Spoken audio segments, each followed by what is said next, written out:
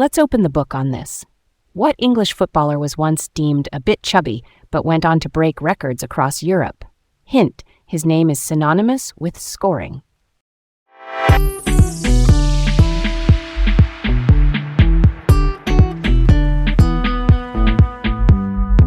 I'm Leah, feeling excited to dive into a sporting legend today.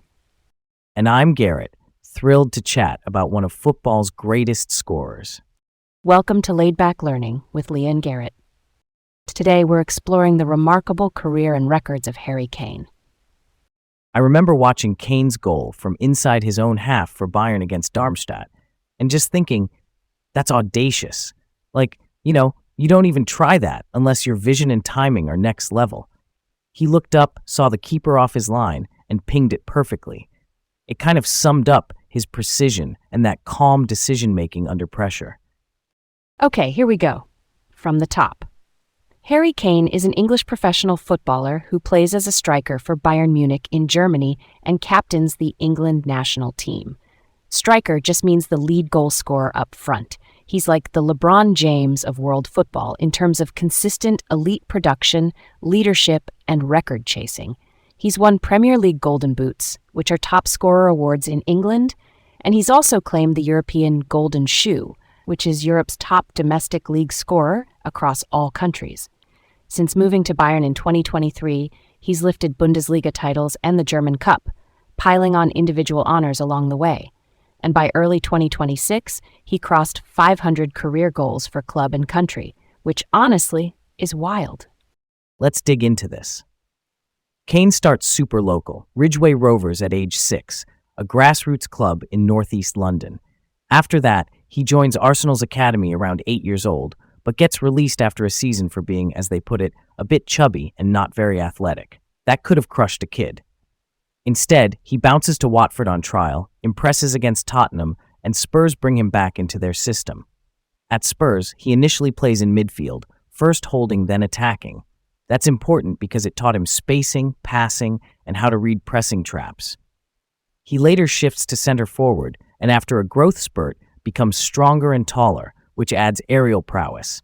Basically, he's suddenly a threat both on the ground and in the air. And he's studying idols like Teddy Sheringham, a famously clever Spurs striker, David Beckham, an England legend known for world-class crossing and free kicks, Jermaine Defoe, an elite finisher, and Ronaldo, the Brazilian R9, who's, the blueprint for explosive, fearless goal scoring. Switching gears just a little. The path wasn't straight to stardom. Kane goes on several loans, Leyton Orient in League One, then Millwall in the Championship where he's their Young Player of the Year, then Norwich City and Leicester City. Loans are temporary moves to other clubs for game time, and they're kind of a test of resilience because you adapt fast or you sink. Those stints gave him senior minutes and a gritty edge. Back at Spurs, the turning point arrives under Mauricio Pochettino, who's an Argentine coach known for high pressing and development of young players. In November 2014, Kane scores a 90th-minute winner against Aston Villa. Pochettino later jokes that strike might have saved his job. From there, Kane starts regularly, racks up goals, and wins back-to-back Premier League Golden Boots in 2015-16 and 2016-17. Despite ankle injuries along the way, he evolves into a complete forward. By 2020-21, he leads the league in goals and assists, including that surreal day he assisted 4 goals for Son Heung-min in one match. Son, by the way, is a South Korean forward whose pace and timing made their partnership record-breaking.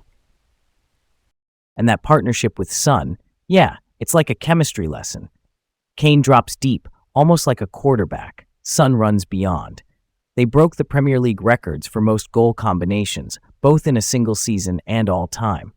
Then comes the big chapter change.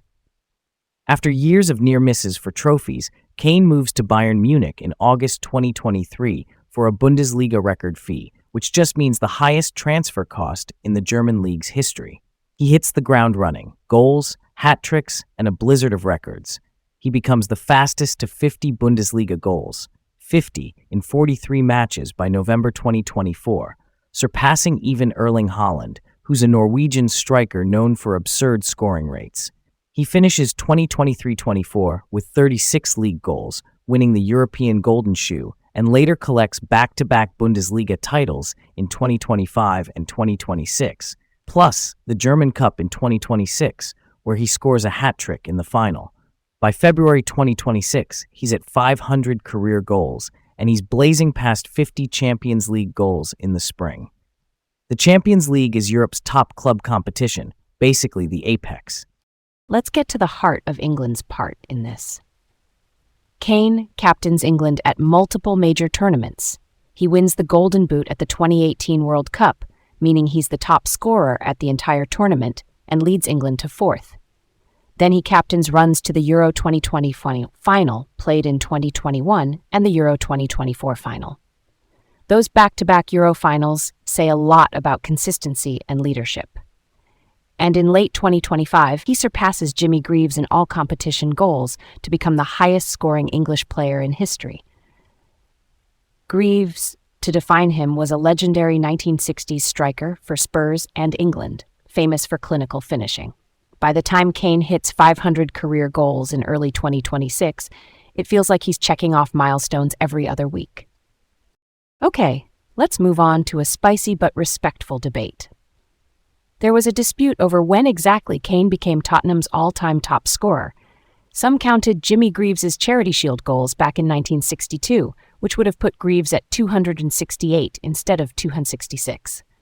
For quick context, the Charity Shield, now called the Community Shield, is a traditional season curtain raiser in England between the league and cup winners. I lean toward Tottenham's official practice for historical stats, which excludes those Charity Shield goals from the club record. It's about consistency in the club's own books. If you keep the same yardstick across eras, fans and players know what's what. I hear that, and I'll take the other angle. I think competitive is competitive, right? The Charity or Community Shield is an official match, not a preseason friendly.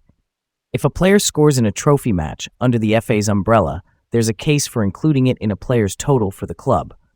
We want to reflect the full breadth of their impact in meaningful games. But here's where it gets tricky. Different institutions, clubs, leagues, statisticians have slightly different counting rules. Fans then inherit those rule sets and the confusion that comes with them. Why do you think those rule sets diverge, though? Is it tradition or just the challenge of lining up different eras cleanly? Both, honestly. Tradition sets habits, and then history throws curveballs.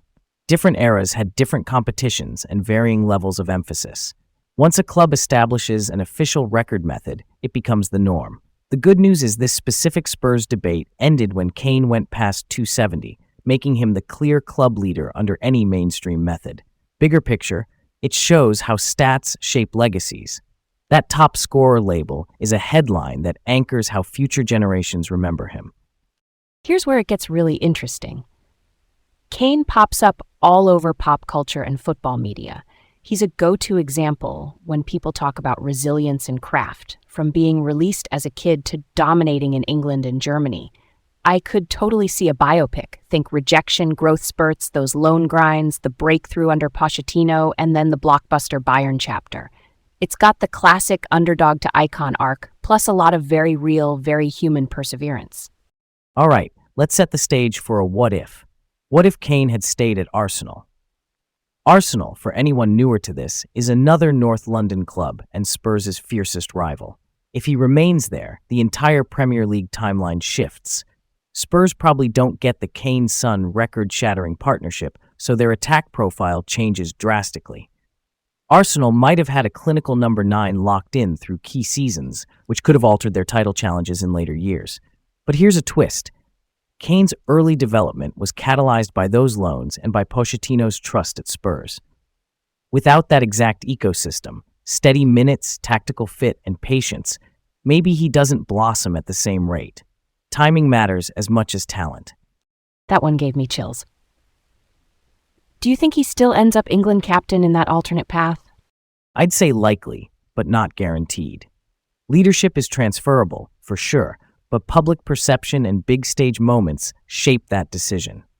Spurs gave him the platform to be the main man early, which built that aura. If Arsenal had rotated him more or delayed his breakout, maybe the captaincy timeline shifts. Internationally, though, his finishing instincts and mindset probably still put him near the front of the pack for years. And what about Bayern? If he stays at Arsenal, does he still make that move to Germany later? Maybe, but the timing could have been different. Bayern's pursuit in 2023 matched a perfect storm. Spurs nearing his contract end, and Bayern seeking a marquee number 9 post-Lewandowski. Lewandowski, by the way, is a Polish striker and one of Bayern's greatest scorers. If Kane's arc at Arsenal changes by even a year or two, that window might open or close differently. Still, when a player is that elite, top clubs circle eventually. I'm down for that idea that talent finds its level, but the exact medals and records might be shuffled. Stay curious, and until next time, keep exploring. And remember, always keep it chill.